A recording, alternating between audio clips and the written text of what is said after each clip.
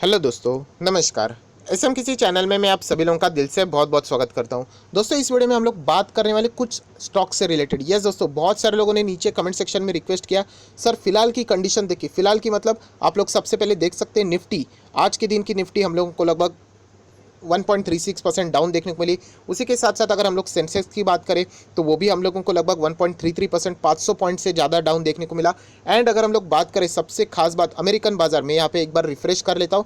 Current status हम लोग को यहाँ पे पता चलेगा। सो करंट स्टेटस अभी भी हम लोग को खराबी देखने को मिल रहा है, वर्स्ट होते चला जा रहा है। 721 या फिर लगभग 2.5% की गिरावट हम लोगों को यहाँ पे देखने को मिल रही है। सो इसी के चलते जैसे कि मैंने आप लोगों को बताया कि जब भी बाजार गिरता है देखा जाए तो वो एक अपॉर्चुनिटी ज़रूर क्रिएट करता है। बट यहाँ पे अगेन जो कि बहुत सारे लोग पूछ रहे थे कि सर एक वीडियो ऐसा बना दीजिए कि कौन से स्टॉक ऐसे रहेंगे जिसके ऊपर हम लोगों ने नज़रें रखनी चाहिए, उनको हम लोग चाहे तो बाय ऑन डिप्स कर सके।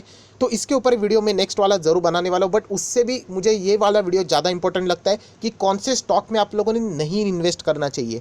यस दोस्तों, अमेरिकन बाजार में कुछ स्टॉक्स यहाँ पे ज़ोरदार गिर चुके हैं। एंड उसी के चलते अगर हम लोग यहाँ पे भी वो स्टॉक्स को देखें तो हम लोगों को फ्यूचर में यहाँ पे दिक्कतें देखने को मिल सकती है। एंड दोस्तों, मैं बात कर रहा हूँ लॉन्ग टर्म की। शॉर्ट टर्म में कुछ भी हो सकता है, ऑपरेटर जो मन मर्जी चाहे कर सकते हैं। उनका अगर गाढ़ा इनकम लगा होगा वो मार्केट को चाहे तो भगा भी सकते हैं एंड कुछ दिनों बाद गिरा भी सकते हैं।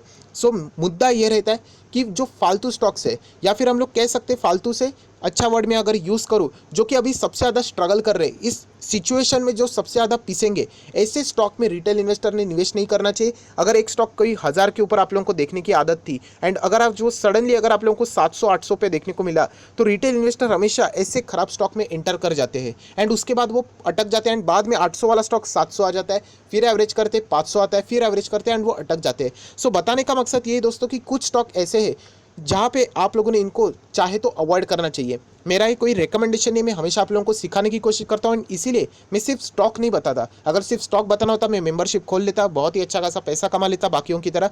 बट बताने का मकसद है मैं आपको लॉजिक बताता हूँ एंड उसके बाद कौन से उसके बेसिस के ऊपर कौन से स्टॉक यहाँ पे प्रभावित होंगे उससे रिलेटेड हम लोग चर्चा करने वाले हैं। तो सबसे पहले अगर हम लोग देखें दोस्तों, ये आ चुके हैं अमेरिकन बाजार में नैस्डैक के ऊपर। एंड अगर मैं बात करूँ अमेरिकन एयरलाइंस, दोस्तों अमेरिकन एयरलाइंस का स्टॉक लगभग 5.83% डाउन है। एक बार मैं रिफ्रेश कर लेता हूँ तो हम लोगों को लेटेस्ट स्थिति पता चलेगी। सो सेम स्थिति ये लगभग 5.71% डाउन है। ये मैं वीडियो बना रहा हूँ 9:38 पे। कभी भी सिचुएशन चेंज हो सकते हैं, स्टॉक मार्केट है, आप सभी लोगों को पता है।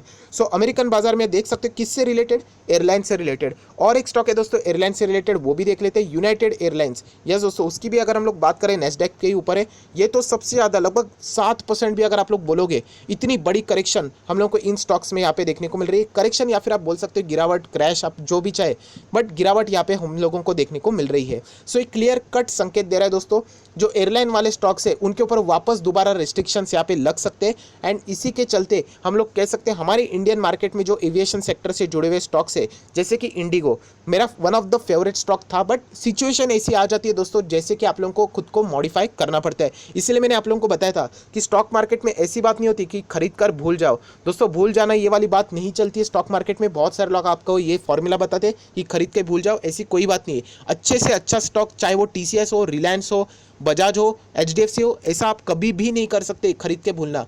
एंड इसीलिए तो आप देख सकते हो कि कंपनी की क्वार्टरली रिजल्ट आते क्यों है, उसके ऊपर हम लोगों ने नजरें रखनी होती है कि कंपनी का परफॉर्मेंस कैसे है, इन्वेस्ट करने के बाद सिचुएशन कैसी है, एनवायरनमेंट कैसा है, वो हम लोगों को यहाँ पे देखना है। नोकिया एक ज़माने में टॉप क्लास कंपनी थी, बट आज के ज़माने में अगर आप लोग देखोगे तो हम लोग को किधर भी देखने को नहीं मिल रही है। सो एक खरीद के भूल जाना वाला कॉन्सेप्ट बहुत ही डेंजरस है। तो सबसे पहले इंडिगो, मैंने इससे पहले भी आप लोगों को बताया था, आप लोग देख सकते हैं मेरा पुराने वीडियोस। मुझे स्टॉक में कोई प्रॉब्लम नहीं है, देखा जाए तो अभी भी फिलहाल ये मार्केट में मोनोपोली ही क्रिएट कर रहा है। क्यों मोनोपोली? क्योंकि बाकी जितने भी थे, किंगफिशर एयरलाइंस बड़ी कंपनी बंद हो गई, जेट एयरवेज की भी अगर हम लोग बात करें तो अभी भी स्ट्रगलिंग मोड पे सब कुछ ठीक हो गया ऐसा नहीं है, आगे भी बहुत कुछ चीज़ें चलने वाली है। स्पाइस जेट कंपैरिजन में छोटी कंपनी है। अगर मैं स्टॉक के हिसाब से बात करूँ तो दोस्तों ये दो स्टॉक एयरलाइंस के इससे पहले भी मैंने इग्नोर किए थे एंड वापस मैं इग्नोर ही यहाँ पे करने वाला हूँ। कल अगर ये स्टॉक 50 का 25 में, मतलब बताने की कोशिश कर रहा हूँ, ऐसा 25 नहीं आएगा, बातों को समझो दोस्तों, वो एग्जैक्टली वर्ड्स को मत पकड़ो। कल अगर ये स्टॉक सस्ता हो जाता है कितना भी,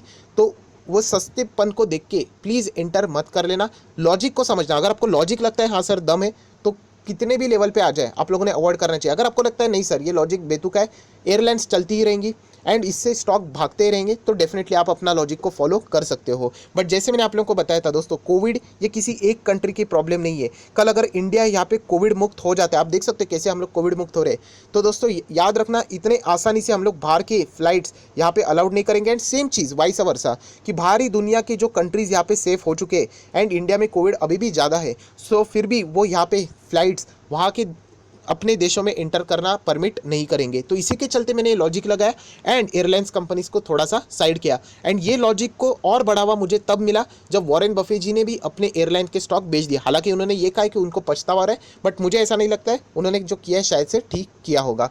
एनीवेज, सो ये थी शुरुआत के स्टॉक। उसके बाद दोस्तों हम लोग बात करेंगे अमेरिकन बाजार से रिलेटेड। आप देख सकते हैं New York stock exchange, Walt Disney company. दोस्तों इस स्टॉक में भी लगभग 3% की हम लोगों को गिरावट देखने को मिल रही है। एक बार रिफ्रेश कर लेता हूँ, सेम स्थिति है, 3.24% की गिरावट है। इसका अर्थ क्या है दोस्तों, ये कंपनी का परफॉर्मेंस समझो, एंटरटेनमेंट, अम्यूजमेंट पार्ट, मतलब हम लोगों को बात करने का जो मेन मकसद ये है कि एंटरटेनमेंट, जो भी चीज़ें एंटरटेनमेंट वाली है दोस्तों, उसको भी अगर हम लोग बात करें, फिलहाल यहाँ पे प्रॉब्लम हो सकती है। जहाँ पे एंटरटेनमेंट के लिए लोग एक साथ आएंगे वहाँ पे दिक्कतें हो सकती हैं। एंड इसीलिए मैंने आप लोगों को बताया था कि ये भी मेरा फेवरेट स्टॉक था पीवीआर, बट फिलहाल मैं इससे एग्जिट हो चुका हूँ। एंड ये इससे पहले भी मैं आप लोगों को बोल चुका हूँ। एंड पीवीआर की भी अगर हम लोग बात करें तो थिएटर्स अभी पूरे इंडिया में सिर्फ वेस्ट बंगाल में हम लोगों को ओपन होते हुए देखने को मिल रहा है। 1 अक्टूबर से ओपन हो चुके हैं एंड वहाँ पर भी अगर हम लोग देखेंगे बहुत ही कम ऑडियंस हम लोग को देखने को मिल रहे हैं, बहुत सारे रेस्ट्रिक्शंस है। सो इस चीज़ों को अगर हम लोग ध्यान से देखें तो बहुत कुछ दिक्कतें हो सकती है। सिर्फ पीवीआर की बात नहीं, मैं आइनॉक्स की भी बात कर रहा हूँ। कंपनियाँ बुरी नहीं है, बट सिचुएशन इतनी ख़राब हो चुकी है कि वो करेंगे क्या। BMW, मर्सिडीज़ क्या ख़राब गाड़ी है? बिल्कुल भी नहीं, बहुत ज़बरदस्त चलती है, बट उसमें पेट्रोल ही नहीं डालोगे, वो चलाने के लिए पर अलाउड ही नहीं होगा। सो वो गाड़ी पड़े पड़े सड़ जाएगी। सो यही बात है दोस्तों जो मैं आपको बताने की कोशिश कर रहा हूँ, जो कि एक सिंपल लॉजिक से मैं आपको समझा सकता हूँ। मैं वापस कह रहा हूँ, ये टेम्पररी स्केल की मैं बात नहीं कर रहा हूँ, मैं लॉन्ग टर्म के लॉजिक की यहाँ पे बात कर रहा हूँ, जो कि आपको फ्यूचर में यहाँ पे शायद से देखने को मिल सके। एंड अगर मैं बात करूँ ये पीवीआर, आइनॉक्स, आप सभी लोगों को होता है बहुत सारे जो स्टेट्स है अभी भी यहाँ पे इन थिएटर्स को ओपन करने की परमिशन नहीं दे रहे हैं। सो आप समझ सकते हैं दोस्तों कि फिलहाल लॉकडाउन की अगर हम लोग बात करें, बहुत सारे बिजनेस रिज्यूम हो चुके हैं, बट अभी भी ये बिजनेस हम लोग को पूरी तरीके से रिज्यूम होते हुए देखने को नहीं मिले हैं। सो ये सबसे बड़ा थ्रेट है जो कि हम लोग कह सकते हैं इन कंपनीज़ के ऊपर, इन कंपनीज़ के शेयर के ऊपर। तो इसीलिए मैं ऑलरेडी यहाँ पे आप लोगों को पता है, मैं बता चुका था, बट ये लॉजिक दोबारा शेयर कर रहा हूँ क्योंकि हम लोगों को देखने को मिलता है कि ये स्टॉक सस्ते दाम में देखने को मिल रहे हैं। आ जाते हैं नेक्स्ट स्टॉक के ऊपर, पुअर फंडामेंटल्स वाले स्टॉक। यस दोस्तों, जिन स्टॉक के फंडामेंटल खराब है, बोलते हैं ना सस्ते शेयर्स और भी सस्ते होते हैं, ऐसे चीज़ों में जिन्होंने भी निवेश किया होता है वो सबसे पहले निकल जाते हैं। एंड क्या हो जाता है, वहाँ पे रिटेल इन्वेस्टर एंटर करते हैं। सस्ता माल दिख रहा है इसलिए वो खरीदने जाते हैं। दोस्तों ज़रूरी नहीं है वो सस्ता है मतलब अच्छा ही रहेगा। सस्ता माल याद रखना, अगर उसके फंडामेंटल्स पुअर है, सो ऐसे स्टॉक ले आप लोगों ने क्लियर कट इग्नोर करना चाहिए। उसी के साथ साथ दोस्तों अगर मैं बात करूँ तो यहाँ पे फिलहाल जो दिक्कतें चल रही है यहाँ पे, उसके हिसाब से देखिए फाइनेंस सेक्टर क्या ख़राब है? बिल्कुल नहीं, फाइनेंस सेक्टर के बिना मार्केट चलेगा ही नहीं। बट फिलहाल फाइनेंस सेक्टर में दिक्कतें क्यों है? क्योंकि आप सब लोगों ने देखा है कि लोन मोरेटोरियम से रिलेटेड दिक्कतें हैं, एनपीएस की अनसर्टिनिटी की दिक्कतें हैं, सुप्रीम कोर्ट में मैटर चल रहा है, इसके लिए दिक्कतें हैं। तो इसीलिए हम लोगों को फाइनेंस सेक्टर में प्रेशर देखने को मिल रहा है। बैंकिंग सेक्टर में हम लोगों को अभी तक रिकवरी उस हिसाब से देखने को नहीं मिल रही है, जहाँ पे बाकी सेक्टर मार्केट 40,000 पे आ चुका है तो रिकवर हो चुके हैं। सो इसीलिए कहना चाहूँगा फाइनेंस सेक्टर की अगर मैं बात करूँ तो आलतू फालतू बैंक में मत जाना। देखिए सबसे पहले पीएसयू बैंक बिल्कुल भी अवॉइड करना दोस्तों। वहाँ पे मतलब देखते हैं ना हम लोग, 40 रुपये का बैंक अगर कल मिल जाता है, अगर और नीचे 35, 33, 30, तो हमारे रिटेल इन्वेस्टर जाते ही है वहाँ पे, ये सोच के कि 40 का 30 होगा, 2 दिन के बाद वापस 30 का 40 होगा। सो इतना आसान नहीं है दोस्तों मार्केट, वो 30 का 20 भी हो सकता है। उसी के साथ साथ प्राइवेट बैंक की भी बात करें तो जो अच्छे प्राइवेट बैंक है, मैं बहुत बार आपको बोल चुका हूँ, उसी में ही अगर आप लोग रहते हो तो अच्छी बात है। बट जो स्टॉक आपको अच्छा नहीं लग रहा है बट सिर्फ सस्ता मिल रहा है, उसके चलते अगर आप जाओगे तो आप बुरी तरीके से यहाँ पे फंस सकते हो। सो ये दोस्तों ये लॉजिक मैं आपके साथ शेयर करना चाह रहा था, इसलिए ये वीडियो मैंने आपके लिए यहाँ पे बनाया है। उसी के साथ साथ दोस्तों और कौन से स्टॉक है, तो आप सभी लोगों को पता है हमारे फेवरेट स्टॉक कौन से, PSU वाले stock, public sector undertaking in India. Yes दोस्तों, ये स्टॉक में ऑलरेडी आप लोगों को बता रहा था कि मत खरीदो, कंपनियां बहुत बड़ी है बट इनको फंड मैनेज करना ही नहीं आता। आप लोगों ने वेब सीरीज़ में भी देखा होगा, एंड इसीलिए मैंने आप लोगों को मना भी किया था।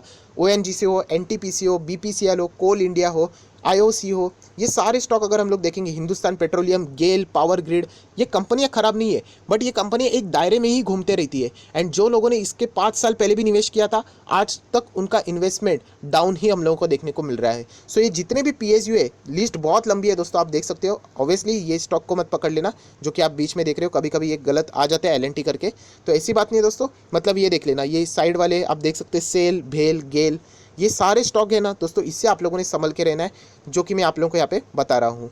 सो बहुत ही इंपॉर्टेंट चीज़ है दोस्तों कि अपने इमोशंस के ऊपर कंट्रोल रखना, क्योंकि सस्ता माल और भी सस्ता हो सकता है, ये आप लोगों को पता होना चाहिए। एंड इसीलिए वीडियो को क्लोज करने से पहले यही कहना चाहूँगा, एक स्टोरी बताना चाहूँगा। जैसे कि हम लोग इंतज़ार करते कि आईफोन, मतलब बताना चाहूँगा एक मेंटालिटी है कि आईफोन जैसा स्टॉक जो कि 1,20,000 में मिलता है, कल अगर वो डिस्काउंट के ऊपर 80,000 पे मिलेगा, क्या आप खरीदोगे? आप खरीदोगे। क्यों खरीदोगे? क्योंकि आप लोग इंतजार कर रहे थे आईफोन कब सस्ता हो रहा है। बट अगर मैं आपको बोलता हूँ कि एक फ़ोन है जो कि 90,000 पे चल रहा है एंड कल वो 30,000 पे मिल रहा है, क्या आप खरीदोगे? आप लोग नहीं खरीदोगे। आप बोलोगे मुझे उसका स्पेसिफिकेशन देखने दो, कैमरा देखने दो, बैटरी देखने दो, मेगापिक्सल देखने दो, सेल्फी देखने दो, बैटरी बैकअप देखने दो।